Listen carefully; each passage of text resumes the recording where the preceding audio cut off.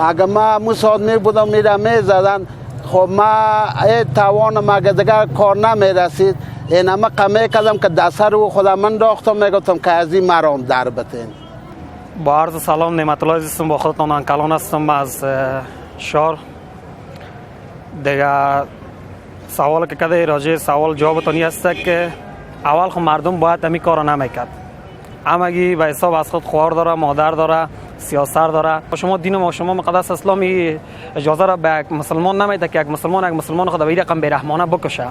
به این رقم بیرحمانه که در این زیارت لرت کوب شده. بسیار باور کنید وقت به خدا بسیار مأمور است. جیگرم خون شد، بسیار حالتم خراب بود. به خدا شهود خانه کلگی جی خونی کردن. دیگه ما پیش خود افسوس کردم که ما یک مرد هستم، ما به حساب یک انسان هستم. ما اینجا ما حضور نداشتم. فعلا در زیرا ما روزا تیربیر میشدم، خدای که امروز تیربیر نشدم. اگر ما اینجا وقت می بودم از خون سیاست را خود دفاع میکردم. وقت دفاع میکردم. خودم اگر سر از او کشتم میشدم قبول داشتم. از این سیاست نادان بیچاره همین خوار مادر یا می بود. آیا یا چی میکرد؟ در اسلام آمده که کدام مسلمان کس بسوزانه.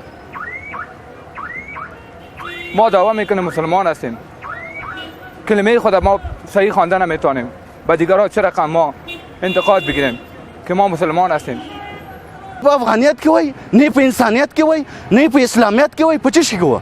زه حاکم یم، د خلکو څه ضرورت دی چې یو څوک قرآن خو زما شخصي نه دی، د ملت د خدای کتاب دی.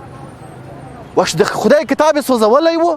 دا یې په حقیقت د خدای کتاب سوځولی. دلته حکم موجود دی، دلته قاضي موجود دی، دلته محکمه موجود دی، ستا یې څه؟